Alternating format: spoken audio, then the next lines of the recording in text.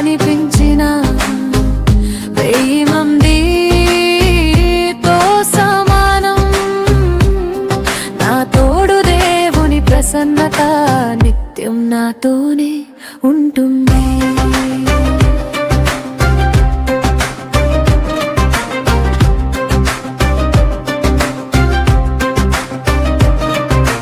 లోకం నన్ను ద్వేషించిన, నిందలు నన్ను చుట్టుకున్నా, కన్నీటి రాత్రుల్లో నా పక్కనే ఆయన నిలిచాడు.